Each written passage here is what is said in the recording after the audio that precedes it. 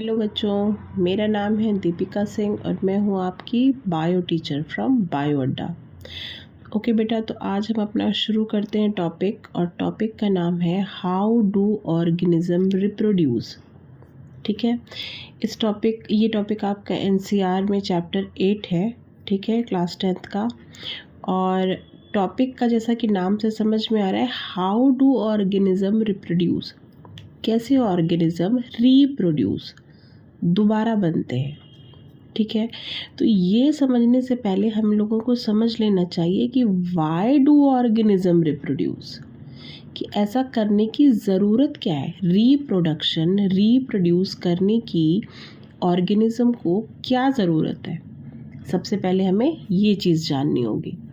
ठीक है, तो इसको हम पहले देख लेते हैं कि इस टॉपिक पर हमें पढ़ना क्या क्या है इस चैप्टर में। ठीक है, फिर उसको हम उसी सीक्वेंस से शुरू करते हैं। तो बेटा इसमें सबसे पहले हमें क्या पढ़ना है, सबसे पहले हमें पढ़ना है कि डेफिनेशन ऑफ रिप्रोडक्शन क्या है। ठीक है, फिर पढ़ना है हमें वाई रिप्रोडक्शन इज़ नेसेसरी, ज़रूरत इसकी क्या है, क्यों है इतना ज़्यादा ज़रूरी है। ठीक है, फिर थर्ड पॉइंट क्या है, do organism create exact copy of their themself, क्या जो ऑर्गेनिज्म होते हैं वो अपनी सेम एकदम एग्जैक्ट कॉपी बना सकते हैं। इसके बारे में पढ़ेंगे कि क्या होता है इस प्रोसीजर में, और ऐसा होता है, एग्जैक्ट कॉपी बनती है कि नहीं बनती है। ठीक है, ये सारी चीज़ें डिस्कस करेंगे। नेक्स्ट क्या है, इम्पॉर्टेंस ऑफ वेरिएशन। अब जो ये ऑर्गेनिज्म सेम कॉपी बनाने में जब सेल डिवीज़न होते हैं तो क्या उनमें कुछ वेरिएशन होता है कि नहीं होता है, और अगर होता है तो क्यों होता है, क्या इम्पॉर्टेंस है उस वेरिएशन की, इस चीज़ को डिस्कस करेंगे फोर्थ टॉपिक पर।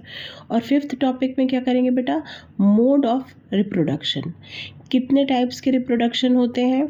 तो हमें पता है कि 2 टाइप्स के होते हैं, एक एसेक्सुअल रिप्रोडक्शन है और दूसरा सेक्सुअल रिप्रोडक्शन होता है। ठीक है, तो ये सारी चीज़ें हम कवर करेंगे। अब इसमें हमें सेक्सुअल और एसेक्सुअल दोनों में ही हमें प्लांट का भी पढ़ना है। ठीक है, तो उसी के अकॉर्डिंग हम चलेंगे एक एक टॉपिक को क्लियर करते हुए। तो सबसे पहले हमें क्या समझना है कि डेफिनेशन समझने से पहले हमें क्या समझना है कि वाई रिप्रोडक्शन इज़ नेसेसरी, आखिर इसकी ज़रूरत क्या है। देखिए, कोई भी काम हम अपने बिना, अगर कोई इम्पॉर्टेंट नहीं है तो हम उसमें क्यों एफर्ट डालेंगे, सीधी सी चीज़ है। अभी तक जैसे हमने लास्ट जो भी हमने लाइफ प्रोसेस पढ़े थे, लाइफ प्रोसेस में आपने पढ़ा था कि डाइजेशन है, एक्सक्रीशन है, और न्यूट्रिशन है, और ये सारी चीज़ें, रेस्पिरेशन है, ये सारी चीज़ें पढ़ी। अब इसमें देखिए सारी चीज़ें बहुत नेसेसरी हैं, मतलब ये सारी चीज़ें अगर हम कहें कि वाइटल है, मतलब जीने के लिए, लाइफ के लिए बहुत नेसेसरी है।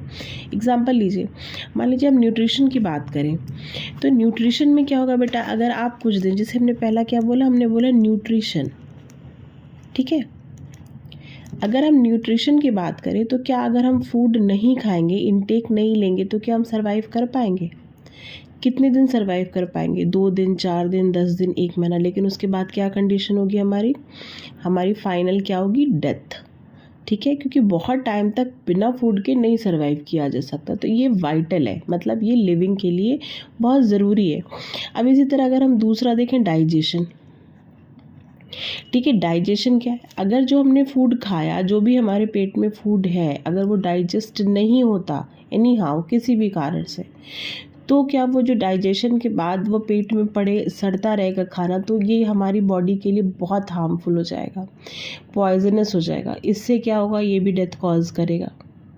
ठीक है, थर्ड अगर हम ले रेस्पिरेशन।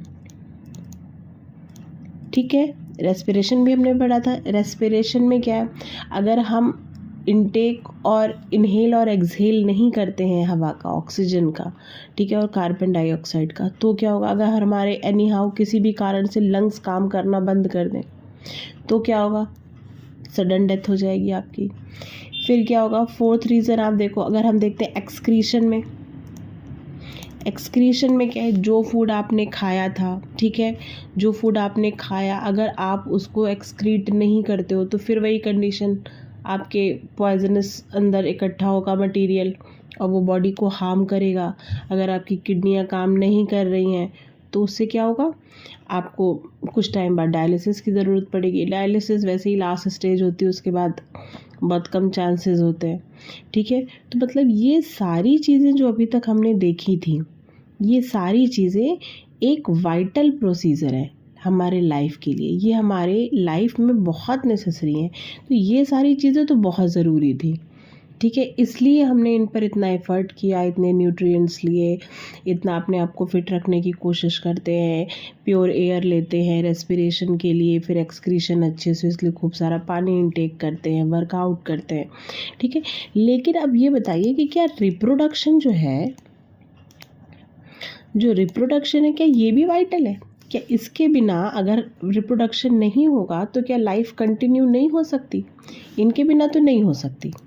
ठीक है, लेकिन क्या इसके बिना भी ऐसा है? नहीं। तो इसका आंसर क्या होगा कि नहीं, रिप्रोडक्शन एक लाइफ प्रोसेस नहीं है, लेकिन लाइफ सेविंग प्रोसेस है।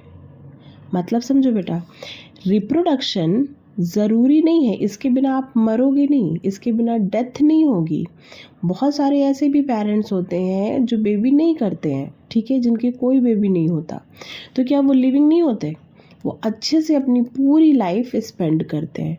ठीक है, तो ये कोई वाइटल मतलब कोई ये बहुत ज़रूरी नहीं है लाइफ प्रोसेस के लिए, लाइफ को कंटिन्यू करने के लिए। लेकिन फिर इसकी इतनी ज़रूरत क्यों है? फिर इसकी इतनी डिमांड क्यों होती है कि नहीं, हमें अपना रिप्रोडक्शन, हमें अपना फैमिली आगे बढ़ानी है, कंटिन्यू करनी है, और ये सारी चीज़ें, इस पे हम पैसे भी इन्वेस्ट करते हैं, फिज़िकली, मेंटली, फाइनेंशियली, हर तरीके से। आप अगर घर में कोई एक बेबी होता है तो उस पर हर तरीके से आपको फोकस करना पड़ता है कि अच्छे से वो न्यूट्रिशन ले, अच्छे से वो सोए, एक हेल्दी हो, मेंटली भी, फिज़िकली भी। तो हर तरीके से हमें वो उसको पढ़ाना होता है, एजुकेशन देना होता है, सारे वैल्यूज़ बताने होते, तो ये सारे काम हमें करने होते हैं। तब ये इतना ज़्यादा ज़रूरी क्यों है? चलिए अब इसको समझते हैं। इसके लिए आप ऐसे समझ सकते हो कि मान लो बेटा, आपके घर से एग्जाम्पल लेते हैं। मान लो आपके दादा दादी ने, ठीक है, क्या किया, उन्होंने जब फर्टिलाइज़ किया तो आपके मान लीजिए मम्मी पापा आए। ठीक है, मम्मी पापा आए, दादा दादी से मम्मी पापा आए। ठीक है, अब मम्मी पापा ने क्या किया, मम्मी पापा ने आपको रिप्रोड्यूस किया। तो ये 3 जनरेशन चल रही है, ये ऐसे ही सो ऑन कंटिन्यू आपसे आगे होते जाएगी। ठीक है, तो इससे क्या होगा, जो आपकी फैमिली का या ह्यूमैनिटी, देखिए आपकी फैमिली एक छोटा, मान लीजिए आप एक छोटे इकोसिस्टम में हो। ठीक है, आप एक बहुत छोटा पार्ट हो। ठीक है, एक अब फिर ऐसे ही बहुत सारी जब फैमिलीज़ मिलेंगी तो एक बहुत बड़ा ग्रुप बना लेंगी, है ना। आप एक सिंगल फैमिली हो, मान लो एक दूसरी फैमिली मेरी हो गई, एक आपकी किसी फ्रेंड की हो गई, एक कोई और हो गया। इस तरह बहुत सारी जब फैमिली मिलती है तो क्या बना लेते हैं, एक बहुत बड़ा ग्रुप बन जाता है। ऐसे बढ़ते बढ़ते एक पूरी आपका स्टेट बनेगा, एक पूरी कंट्री बनेगी। ठीक है, पूरा ह्यूमैनिटी बनेगी। ठीक है, तो अगर 1-2 लोगों के साथ ऐसा हो, मान लो आपके दादा दादी से आपके मम्मी पापा आए, मम्मी पापा से आप आए, आपसे आगे सो ऑन, और ऐसे ही चलता जाएगा। ठीक है, तो इससे क्या होगा कि ये आपकी ग्रोथ, आपकी फैमिली की ग्रोथ होती जा रही है। ठीक है, आपके यहाँ से जनरेशन टू जनरेशन डेवलपमेंट आगे प्रोसीजर होता जा रहा है। जैसे कहते नहीं लोग कि खानदान बढ़ रहा है। ठीक है, लेकिन मान लो इन द केस इनके साथ भी ऐसे ही है, तो जैसे अभी सो ऑन है, सारे ह्यूमैनिटी है वैसे। ठीक है, लेकिन अगर ये सोचो, इतने सारे में से मान लो किसी एक फैमिली ने कह दिया कि नहीं भाई, हम तो रिप्रोडक्शन नहीं करेंगे और हमें बेबी नहीं चाहिए आगे। ठीक है, तो क्या होगा, मान लो आप तक तो जनरेशन कंटिन्यू ठीक चल रही थी। ठीक है, आप जब तक हो तब तक तो आप सरवाइव कर रहे हो। ठीक है, लेकिन जो पीछे के पेरेंट्स हैं वो अपने टाइम पर, जब उनकी एज हो जाएगी, जब कोई उनको बीमारी होगी तो वो डेथ हो ही जाएगी, उनकी कॉज हो जाएगी। वो तो जीवन का नियम है कि ख़त्म होना ही है। ठीक है, तो ये तो मान लो फिर ख़त्म हो जाएगी एक टाइम पीरियड बाद। बस आप तक चला, और आप जब तक हो तब तक आपका भी चल रहा है। आपके बाद आगे ख़त्म, आपके बाद कोई नहीं। मतलब एक अगर कहा जाए कि अगर एक छोटे इकोसिस्टम से, तो आपके बाद आपकी फैमिली ख़त्म, आपके आगे आपका नाम लेने वाला कोई नहीं, जैसे कि हमारे यहाँ इंडिया में कहते हैं। ठीक है, लेकिन ये बाकी जो है, ये इनके कारण ये लाइफ सो ऑन होगी। मतलब आपको मेंस ह्यूमन पॉपुलेशन जेंट्री लोगों की दिखाई देगी। लेकिन अगर आप ये सोचो कि आपकी तरह अगर इन सब ने मना कर दिया कि भाई हमें भी नहीं रिप्रोडक्शन करना, हमें भी बेबी नहीं चाहिए, उस कंडीशन में क्या होगा? अगर कोई 1 या 2 या 3 एक छोटे ग्रुप में किसी ने ऐसा कर लिया या किसी कारण से हो गया कि वो बेबी नहीं कर रहे, उनके यहाँ बेबी नहीं हो पाया, ठीक है, उनकी फैमिली आगे कंटिन्यू नहीं हुई, अगर ये छोटे अमाउंट में है तो ठीक है, इट्स ओके, होता है, ठीक है, इससे कोई ख़ास इफ़ेक्ट नहीं पड़ेगा, ठीक है। लेकिन अगर ये एक बड़े एरिया में हो, एक बड़ी गैदरिंग में हो, तो उससे क्या होगा? फिर तो सारी पॉपुलेशन ख़त्म हो जाएगी, क्योंकि आप तक तो ठीक है, आपके आगे अगर कोई नहीं कर रहा है बेबी, अगर कोई आगे बेबी नहीं आ रहे हैं, बच्चे नहीं आ रहे हैं, तो उससे क्या होगा? पीछे वाले तो अपने टाइम पर धीरे धीरे ख़त्म हो जाएंगे, आपके आगे कोई आ नहीं रहा, तो आखिरी में क्या होंगे? सब ख़त्म, फिनिश, ह्यूमंस फिनिश, ठीक है। तो उससे क्या होगा कि हमें अपने सर्वाइवल के लिए, ठीक है, किसके सर्वाइवल के लिए? ह्यूमन बीइंग्स के सर्वाइवल के लिए ये रिप्रोडक्शन बहुत ज़रूरी है कि आप ज़िंदा रहो और आपके आगे फैमिली और लोग चलते चले। देखिए, जैसे बहुत सारे एनिमल्स के बारे में हमने सुना कि जैसे डायनासोर थे, वो धीरे धीरे एक्सटिंक्ट हो गए, ख़त्म हो गए, ठीक है। तो क्या रीज़न रहा होगा? हो सकता है कंडीशन फेवरेबल ना रही हो, या उनमें कुछ ऐसे चेंजेस आए हों कि उन्होंने रिप्रोडक्शन नहीं किया हो या नहीं कर पाए हों, तो धीरे धीरे क्या हुआ? जो थे जिंदा वो धीरे धीरे ख़त्म हो गए, आगे उन्होंने कुछ प्लान नहीं किया, इस वजह से और कोई बचा नहीं, तो वो क्या हुआ? आज की डेट में वो एकदम फिनिश, वॉश आउट हो गए, ठीक है। तो ऐसा ही कुछ हमारे साथ ना हो, मीन्स ह्यूमन के साथ ना हो, ह्यूमन बीइंग्स के साथ ना हो, ठीक है। इसलिए ये रिप्रोडक्शन बहुत ज़्यादा ज़रूरी है कि आगे हम, हमारे बच्चे, उनके बच्चे, उनके बच्चे, ये सब लिविंग हो, ज़िंदा रहें। हमने जो सिखाया है, जो पढ़ाया है, जो हमारा कल्चर है, वो हमारी चीज़ें हैं, वो सब उसको कंटिन्यू करें और आगे उसको फॉलो करते रहें, ठीक है। मतलब हमारी लाइफ ह्यूमैनिटी की सेव रहे, ठीक है। चलिए इसको हम देख लेते हैं कैसे है। देखिए, reproduction is not necessary to maintain the life of individual organism. किसी एक के लिए ये ज़रूरी नहीं है, ठीक है। until the essential life process like digestion, excretion, respiration and nutrition। जैसे कि ये सारी चीज़ें अभी हमने बताया ना कि जैसे ये सारी चीज़ें हमारे लाइफ प्रोसेस के लिए बहुत ज़रूरी है, उतना ज़रूरी ये नहीं है कि आप इसके बिना ख़त्म हो जाओगे, लेकिन ये फिर भी ज़रूरी है। किसके लिए? लाइफ प्रोसेस के लिए, कि हमारी लाइफ कंटिन्यूटी के लिए, कि ह्यूमन बीइंग्स की जो पॉपुलेशन है, जेंट्री है, वो बनी रहे, ठीक है। आगे देखिए, if an individual organism is going to create more individual, a lots of its energy will be spend, ठीक है। तो इसको क्यों कह रहा है कि क्यों रिप्रोडक्शन ज़रूरी है? जैसे कि यहाँ पर बताया जा रहा है कि इस काम को करने के लिए बहुत सारी एनर्जी हमें लगानी पड़ती है, तो हम क्यों लगाएं ऐसी एनर्जी जब इसका कोई लिविंग बहुत एसेंशियल काम नहीं है, ठीक है। तो ये रीज़न बता रहा है, reproduction is vital for the survival of the life और for the existence of the life on the earth. ये सबसे मेन लाइन है, ठीक है। क्या कहना चाह रहा है कि reproduction vital for the survival of life. जो रिप्रोडक्शन है वो हमारे ज़िंदगी जीने के लिए, सर्वाइवल के लिए, हमारी लाइफ के लिए बहुत ज़रूरी है, ठीक है। हमारे एग्जिस्टेंस के लिए, कि दुनिया पर इंसान रहते हैं, ठीक है। ये समझाने, ये दिखाने के लिए ये बहुत ज़रूरी है कि हमारे में रिप्रोडक्शन होता रहे, इसकी कंटिन्यूटी बनी रहे, ठीक है। अगर ऐसा नहीं होगा तो एक दिन हम भी, जैसे कि बाकी एनिमल्स या जो भी स्पीशीज़ थी जो आज की डेट में अब नहीं है, उनकी तरह कुछ टाइम बाद हमारा भी एग्जिस्टेंस ख़त्म हो जाएगा, खतरे में आ जाएगा, ठीक है। इसलिए रिप्रोडक्शन बहुत ज़रूरी है। चलिए अब इसकी हम देख लेते हैं। क्लियर हो गया कॉन्सेप्ट? समझ में आया कि ज़रूरी क्यों है? ये कोई हमारे वाइटल प्रोसेस में नहीं है कि इसके बिना हम मर जाएंगे, आप अच्छे से लाइफ लॉन्ग चलोगे। लेकिन अगर ये एक छोटे ग्रुप में होता है, ठीक है, तो ये ठीक है, ओके। लेकिन अगर बहुत लोगों ने ऐसा कुछ प्लान कर लिया या अचानक से कुछ ऐसे चेंजेस आ गए कि ये प्रोसीजर नहीं हो पा रहा हो, ठीक है, जैसे कि इन्वायरमेंट में चेंज आ जाए या अदर बहुत सारे रीज़न होते हैं जो आप पर इफ़ेक्ट डालते हैं, ठीक है। अगर एक साथ एक बल्क में एक बहुत बड़े ग्रुप में या सब में कुछ ऐसा चेंज आ जाए जिससे आप रिप्रोडक्शन ना कर सकें या नहीं करें, तो फिर उससे क्या होगा, हमारा एग्जिस्टेंस ख़त्म हो जाएगा या खतरे में आ जाएगा, ठीक है। इसलिए रिप्रोडक्शन ज़रूरी है। चलिए अब देखते हैं डेफिनेशन कि ये होता क्या है, ठीक है।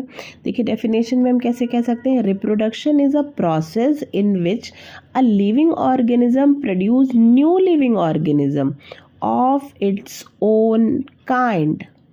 ध्यान से देखिए, ओन काइंड, अपने जैसा, ठीक है, अपने जैसा ऑर्गेनिज्म रिप्रोड्यूस करने में, ठीक है, जो ऑर्गेनिज्म है वो अपने जैसा रिप्रोड्यूस कर सकता है एक नया ऑर्गेनिज्म, ठीक है। फिर से देखिए, रिप्रोडक्शन इज़ अ प्रोसेस, यह एक ऐसा प्रोसेस है इन विच जिसमें अ लिविंग ऑर्गेनिज्म प्रोड्यूस, एक लिविंग ऑर्गेनिज्म प्रोड्यूस कर सकता है या करता है न्यू लिविंग ऑर्गेनिज्म, एक नया living organism of its own kind, अपने जैसा।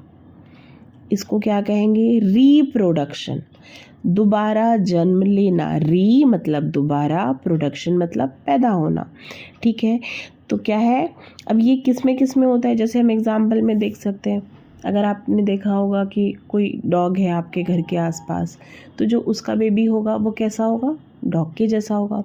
उसके भी 2 कान होंगे, एक टेल होगी, 4 पैर होंगे, सारे फीचर्स जो आउटलुक के हैं वो सेम टू सेम होगा, ठीक है, आइडेंटिकल। अब वो कैसा बाद में जो सेल डिवीज़न के समय वेरिएशन आएंगे वो चीज़ें अलग हैं, लेकिन जो उसका आउटलुक है, अपीयरेंस है, वो सेम टू सेम होगा, ठीक है।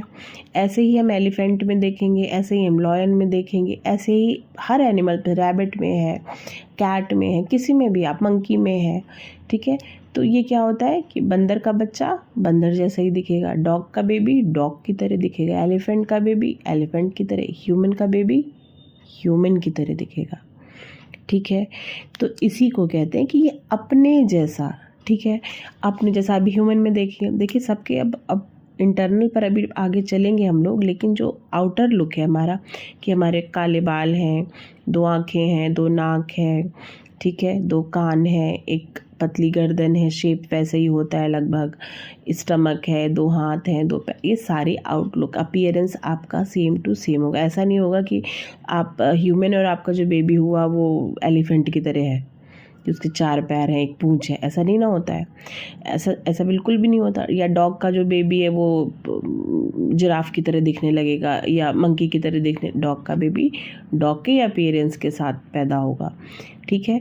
तो कहने का क्या मतलब है, जैसे आप हो वैसा ही बेबी, वैसा ही ऑर्गेनिज्म आप रिप्रोड्यूस कर सकते हो, ठीक है, ओन काइंड, अपने जैसा ही। इसको क्या कहेंगे, इसको कहते हैं रिप्रोडक्शन। फिर से देख लो, reproduction is a process in which a living organism, only living organism produce new living organism of its own kind. ये वर्ड ज़रूर आपको मेंशन करना होगा, भले आप इसको अपनी लैंग्वेज में लिखो एग्ज़ाम में, लेकिन आपको ये मीनिंग ज़रूर निकालनी है कि वो अपने जैसा ही बेबी रिप्रोड्यूस या ऑर्गेनिज्म रिप्रोड्यूस करेगा, ठीक है। एग्जाम्पल में आप कुछ भी उसमें लिख सकते हो, एनिमल्स में डॉग है, एलिफेंट है, ह्यूमंस हैं, ठीक है, इस तरीके से। चलिए अब आगे हमारा क्या टॉपिक है, आगे हमारा टॉपिक है बेटा, do organism create exact copy. क्या जो ऑर्गेनिजम्स होते हैं वो अपने जैसे same to same organism develop कर सकते हैं, ठीक है। चलिए इसको समझते हैं। Organism look similar because their body design are similar। जो भी ऑर्गन, जैसे अभी हमने बताया कि अगर एक डॉग का बेबी है तो वो डॉग की तरह ही लुक में, आउटर लुक में, ठीक है, उसमें वो सिमिलर दिखेगा, लेकिन ये ज़रूरी नहीं है कि अगर वो आउट लुक में ही सिमिलर हो तो उसके बाकी फीचर्स भी उसके पेरेंट की तरह हों, ध्यान रखिएगा इस बात को, फिर से दोहरा रहे हैं, उसका आउटर लुक सिमिलर होगा लेकिन उसके सारे कैरेक्टर्स और बाकी हैबिट्स, ये सारी चीज़ें क्या सिमिलर हैं? ऐसा ज़रूरी नहीं होता, लगभग नहीं ही होता। ज़रूरी वर्ड भी लगाने की ज़रूरत आपको नहीं पड़ेगी। सेम टू सेम पेरेंट की तरह बेबी नहीं होते, ठीक है, उनमें वेरिएशंस होते हैं और ये ज़रूरी भी है। अभी आगे आप उसको डिटेल में देखोगे, ठीक है। क्या है पहला पॉइंट हमारा? Organism look similar because their body design are similar. उनकी बॉडी डिज़ाइन, शेप, जैसे डॉग का शेप जैसा होता है वैसा ही शेप होगा उसके बेबी का भी, ठीक है। एलिफेंट का जैसे हाइट होती है या जिराफ की जैसी हाइट होती है तो उसके बेबी का भी वैसा ही आउटलुक आपको दिखाई देगा, ठीक है। रैट का जैसे छोटा सा होता है ना तो उसके बेबी का भी वैसा ही छोटा ही होगा। एलिफेंट की तरह बड़ा या जिराफ की तरह उसकी गर्दन बड़ी नहीं हो जाएगी, ठीक है। ऐसे ही ह्यूमंस में भी है, उनके आउटलुक सेम होंगे, ठीक है।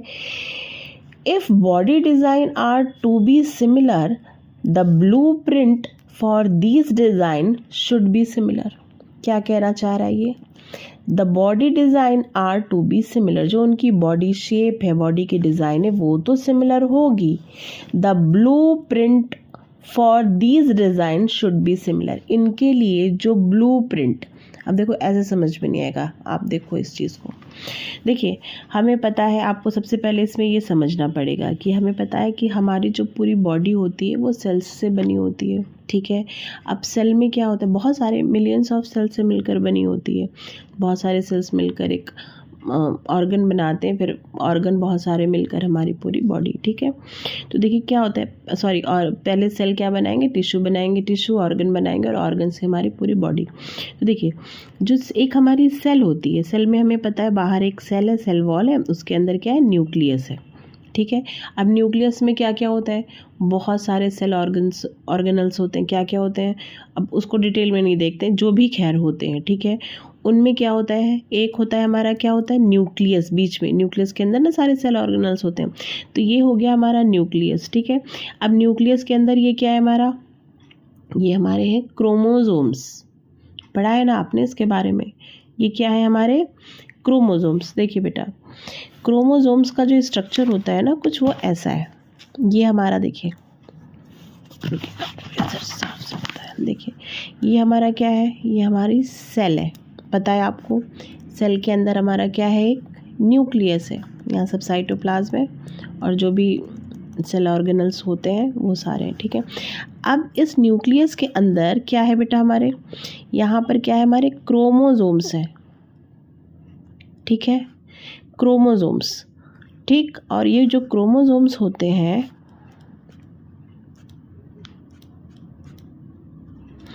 इन क्रोमोसोम्स के अंदर हमारा क्या होता है, डीएनए होता है। इन क्रोमोसोम्स के अंदर हमारा क्या होता है बेटा, डीएनए होता है, ठीक है। देखिए क्रोमोसोम्स तो हमारे, आप ऐसे कह सकते हो कि ये ऐसे होते हैं, ठीक है। अब इनके अंदर हमारा क्या होता है, डीएनए होता है,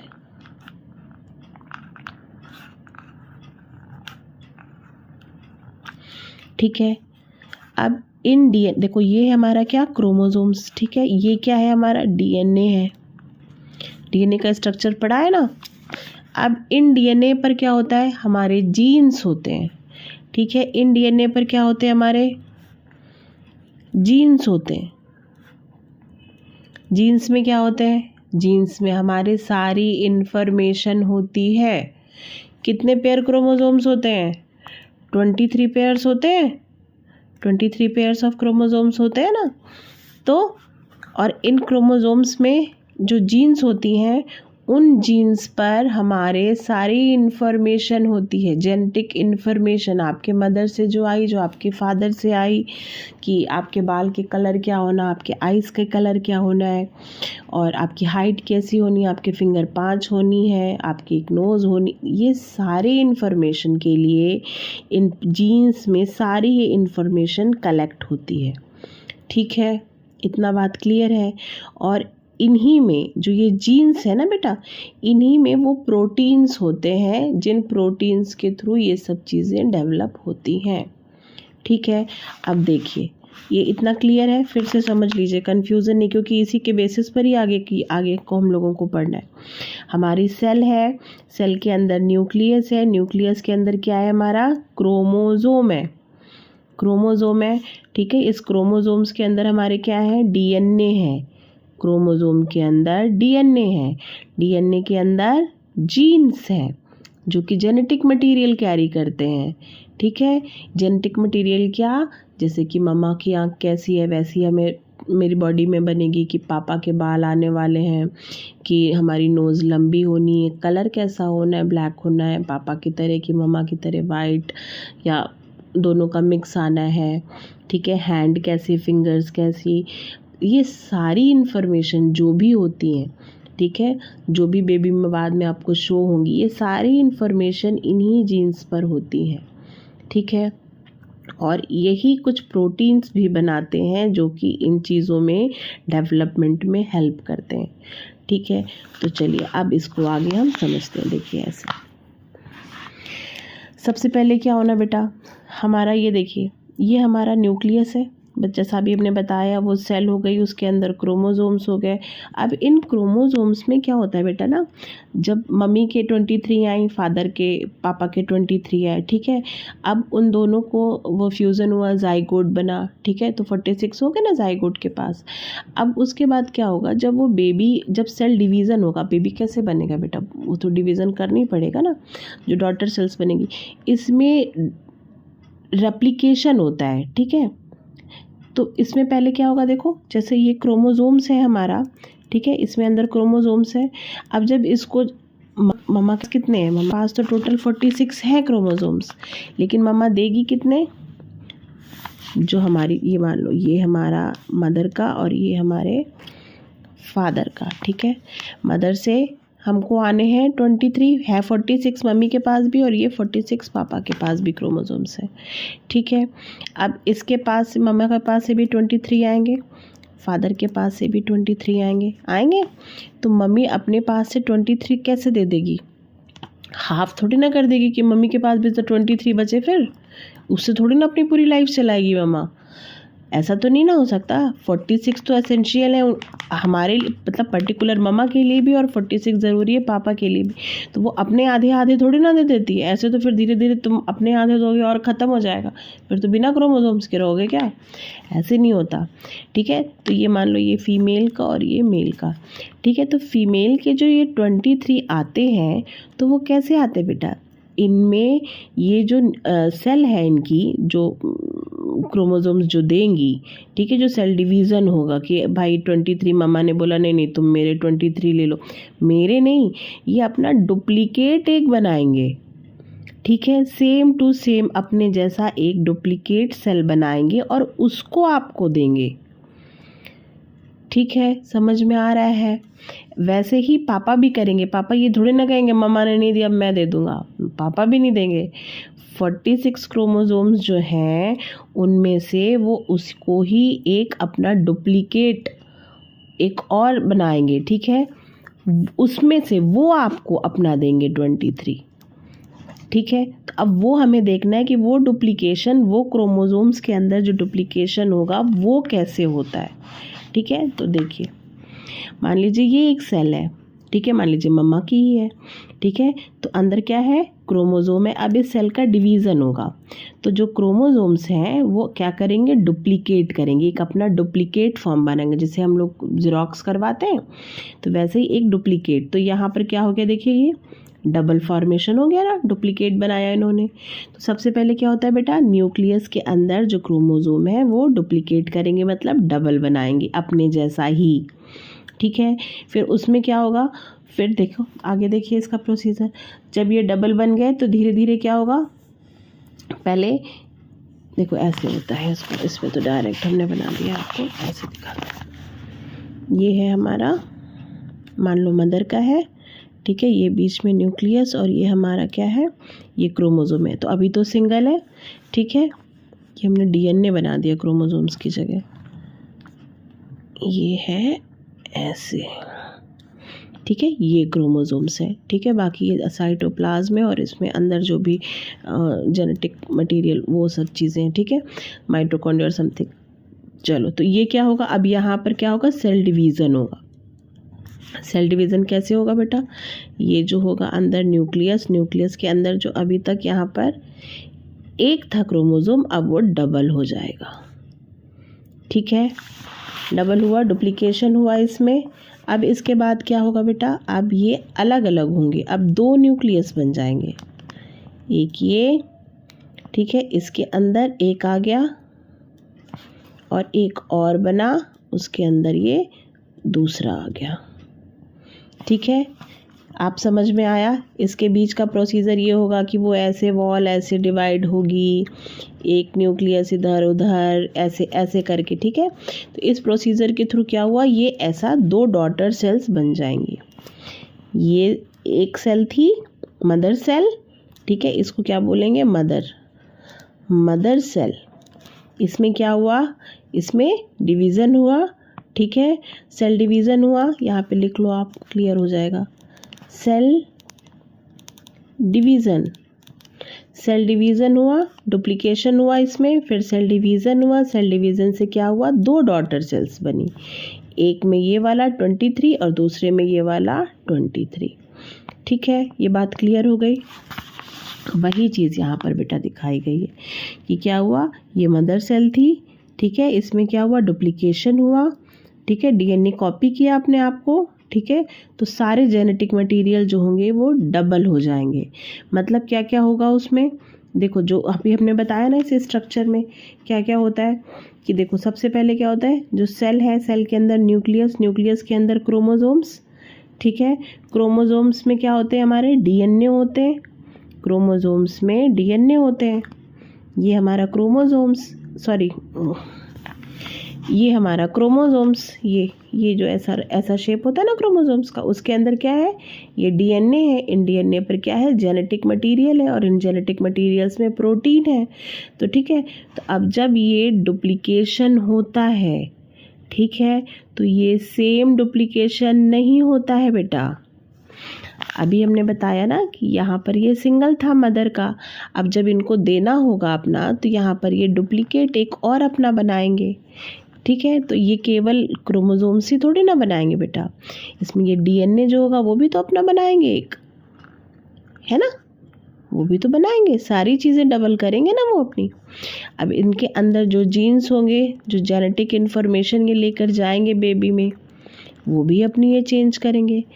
अब ये सेम टू सेम चेंज नहीं होता, इस बात को ध्यान रखना। जब भी ये डुप्लीकेशन होता है, ठीक है, क्रोमोसोम्स में, डीएनए में, जीन्स में, उनके प्रोटीन्स में, तो ये वेरिएशन के साथ होता है, मतलब इनमें कुछ न कुछ चेंजेस होते ही हैं। क्लियर है, सेम टू सेम नहीं होगा, कुछ न कुछ चेंजेस आपको आने वाले बेबी में मदर से या फादर से चेंजेस दिखाई देंगे ही। ये बात क्लियर है। चलो, तो ये डुप्लीकेशन हुआ, दो डॉटर सेल्स बनी, ठीक है। अब जो डॉटर सेल्स बनी बेटा, डॉटर सेल्स उनको देखो इसीलिए कहते हैं क्योंकि जो सन होते हैं उनमें रिप्रोडक्शन नहीं होता, डॉटर्स में होता है, इसीलिए इनको डॉटर सेल 1 और डॉटर सेल 2 इस तरीके से बोलेंगे। ये बात बेसिक है और आपको बहुत अच्छे से इस चीज़ को समझना पड़ेगा। वही चीज़ देखो यहाँ पर लिखी हुई थी, क्या, if body design are to be similar, अगर बॉडी डिज़ाइन जो है, जो आउटलुक है, अगर वो एक जैसा है, द ब्लूप्रिंट, दिस ब्लूप्रिंट जो अभी यहाँ पर डुप्लीकेशन हुआ, the blueprint for these design should be similar, उसको भी सिमिलर होना पड़ेगा, जो कि होता नहीं है। बहुत रेयर ऑफ रेयरेस्ट केस में होता है कि काफ़ी कुछ सिमिलर होता है, एकदम सेम टू सेम मम्मी की जैसे कॉपी या पापा के जैसे कॉपी बच्चे हो जाते हैं, लेकिन ये बहुत रेयर होता है। वेरिएशन होता उनमें भी है, बट आउटलुक में भी सेम हो जाए, ठीक है। चलिए नेक्स्ट क्या है, by reproduction we will make copy of the blueprint of the body design. ठीक है, वही कह रहा है कि इस रिप्रोडक्शन में क्या होता है कि हम सेम टू सेम वैसी ही कॉपी बनाते हैं, ब्लूप्रिंट बनाते हैं, जिससे कि बॉडी डिज़ाइन सेम लगती है। ठीक है, ये बात क्लियर हो गई। चलिए इसको इस तरीके से आप एक बार और समझ लीजिए कि कोई कन्फ्यूज़न न रह जाए।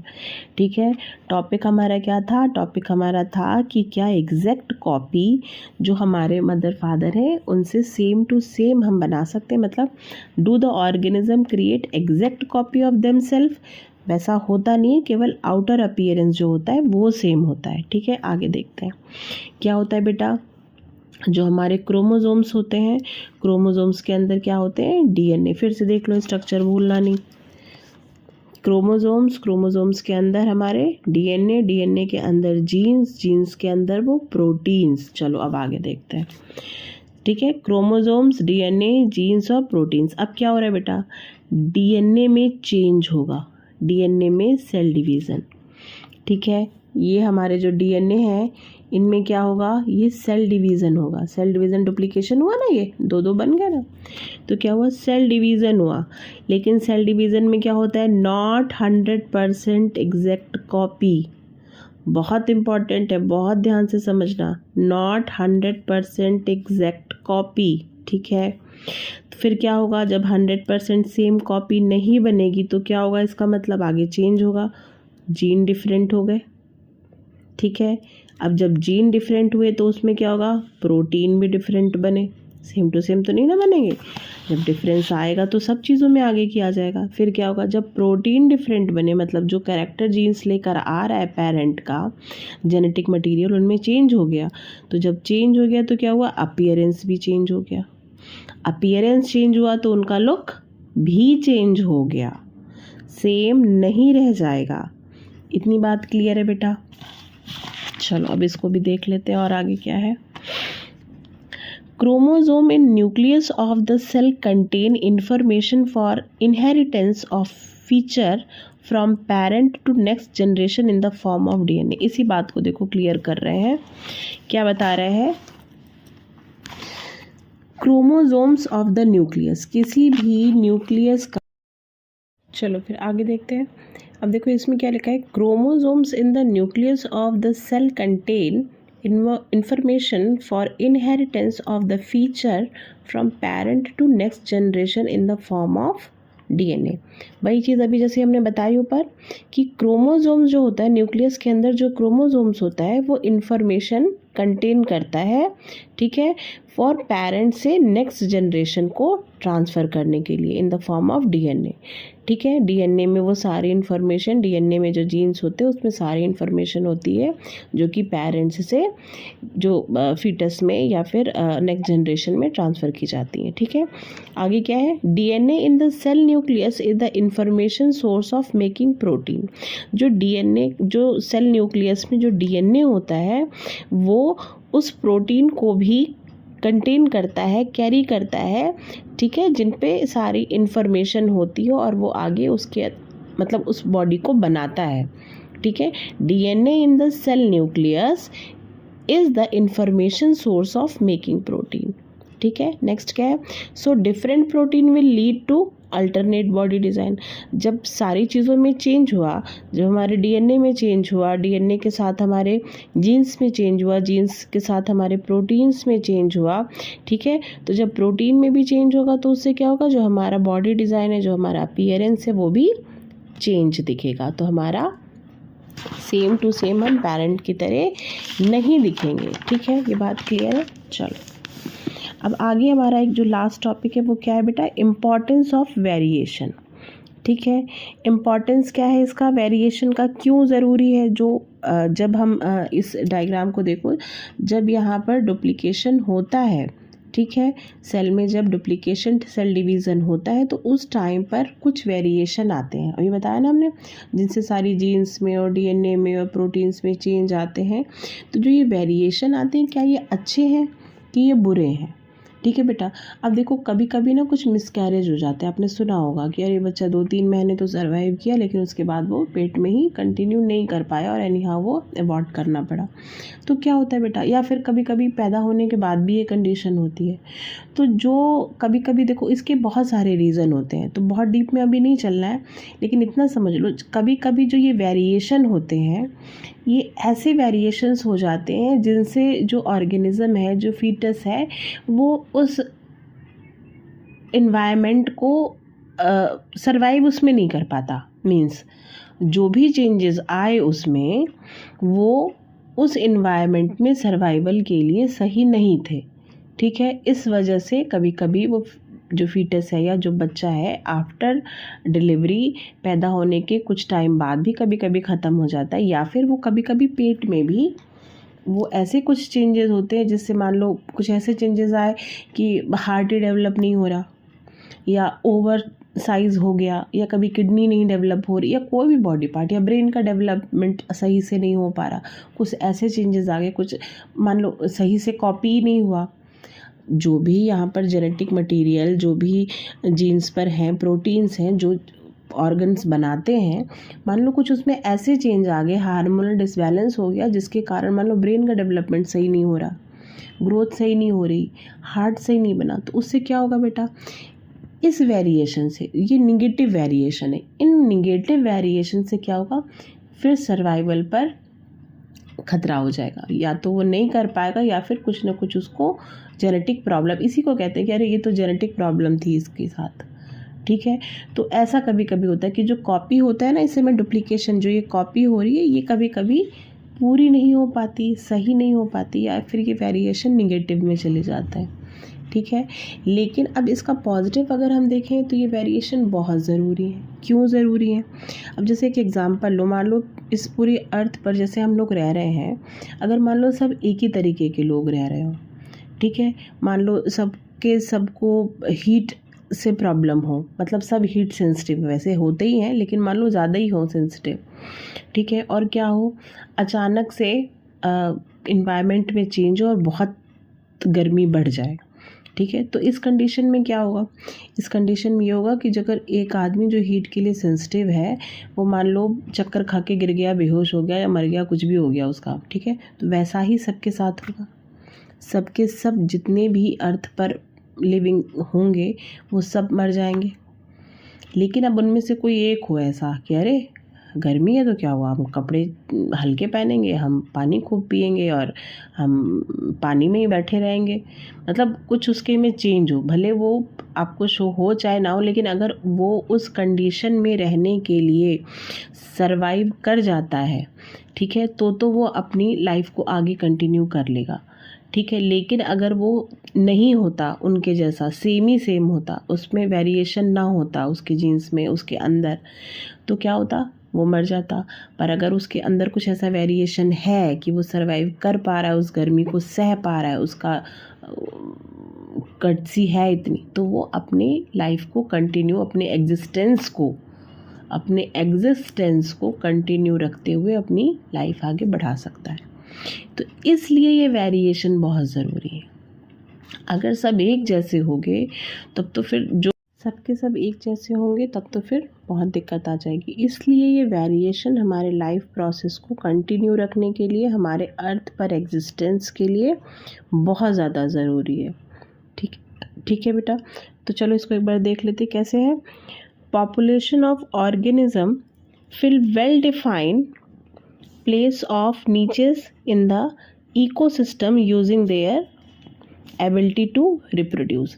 देखो इसका एग्जिस्टेंस इसलिए भी बेटा ज़रूरी है, जैसे कि हमने कहा कि जो इकोसिस्टम में, जैसे इसमें बता रहा है, इकोसिस्टम में सर्वाइवल के लिए अगर हम सही से वेरिएशन, हमारे में पॉजिटिव वेरिएशन होता है और हम अपने एग्जिस्टेंस को मेंटेन रखते हैं, तो जितने ज़्यादा लोग, जैसे आपने देखा होगा जो एनिमल्स में वेरिएशन ज़्यादा होता है, जिनका सर्वाइवल ज़्यादा होता है, वो आपको ज़्यादातर दिखाई देंगे, वो बड़ी संख्या में, आप उतने ही लोएस्ट फॉर्म में रहोगे। आपने देखा होगा सबसे जो ज़्यादा संख्या में जिनकी पॉपुलेशन ज़्यादा होती है इकोसिस्टम में, वो सबसे नीचे होते हैं, जैसे कि ग्रीन प्लांट सबसे ज़्यादा होते हैं, ठीक है। उसके बाद वो एनिमल्स आते हैं छोटे जो उससे थोड़े से कम में होते हैं, लेकिन टॉप वाले के कंपेयर में बहुत ज़्यादा होता है, ठीक है। तो इस तरीके से वो बताने की कोशिश की जा रही है कि अगर आप में अच्छे वेरिएशन होते हैं तो आप इकोसिस्टम में एक लोएस्ट बहुत स्ट्रांग पोजीशन पे रह सकते हैं। अब जैसे देखिए हमारे जो हमारे एपिक में जो हमारे बहुत पहले लोग रहते थे वो कैसे रहते थे, वो हम लोग कहते हैं ना बंदर थे पहले। तो वो जो आदि मानव थे वो पहले कैसे चलते थे, वो 4 पैरों पर चलते थे, झुक के चलते थे, कच्चा खाना खाते थे, मतलब पका हुआ नहीं खाते थे। तो अब वो क्या हुआ, वो धीरे, दिमाग उतना नहीं था, अब वो धीरे धीरे वेरिएशन हुए। मतलब सबसे पहले जो रहे होंगे मदर फादर, उनसे जो उनके बच्चे आए उनमें कुछ चेंज आए होंगे। तो वो क्या किए, उन्होंने थोड़ा सा 2 पैर पे चलना सीखा, फिर और बहुत साल लगे, फिर थोड़ा और वेरिएशन आया, फिर क्या हुआ, उन्होंने अपने हाथों का इस्तेमाल करना सीखा, आग जलाना सीखा, फिर और वेरिएशन आए तो उनको और थोड़ी बुद्धि आई, खाना उन्होंने पका के सीखा कि पका के खाना चाहिए, कच्चा नहीं खाना चाहिए। फिर ऐसे ही धीरे धीरे धीरे धीरे ये वेरिएशन होते करोड़ों साल निकल गए और आज की स्टेज पर हम लोग ऐसे स्ट्रेट चलते हैं, अच्छे से खाते हैं, अच्छे से बात करते हैं, अपनी बुद्धि से सारे काम करते हैं। मतलब वो एक आप स्टेज सोचो और ये स्टेज आज की आप इंसान को देखो या बच्चों को देखो, तो ड्रास्टिक चेंज है ना, ये एवोल्यूशन है, ठीक है। तो ये इसमें भी हेल्प करता है, एवोल्यूशन में भी, ठीक है। तो इस तरीके से ये जो चेंजेस होते हैं, जो ये वेरिएशन होते हैं, ये हमारे लाइफ को पॉजिटिव वे में आगे बढ़ाने में बहुत हेल्प करते हैं, ठीक है। और ये बहुत इम्पॉर्टेंट है, ठीक है बेटा। तो आज का टॉपिक अभी हम इतना ही रखते हैं, ये बहुत लंबा हो चुका है, हमको इसको 2-3 बार कट करके इसको मर्ज करना पड़ेगा, ठीक है। तो अगले टॉपिक में हम इसके आगे अब क्या देखेंगे, मोड ऑफ रिप्रोडक्शन, इसको हम आगे कंटिन्यू करेंगे, ठीक है, जिसमें हम एसेक्सुअल पहले क्लियर करेंगे और उसके बाद सेक्सुअल देखेंगे, ठीक है। चलिए, थैंक यू बेटा। अगर आपको वीडियो समझ में आई हो, अच्छा लगा हो तो प्लीज़ इसको शेयर, लाइक और सब्सक्राइब करना, ठीक है। और सब्सक्राइब ज़रूर कर लेना कि कुछ वीडियो जो आगे भी हम कंटिन्यू करेंगे आपकी उसको नोटिफिकेशन मिलती रहे और आपको हेल्प होती रहे। चलिए, थैंक यू।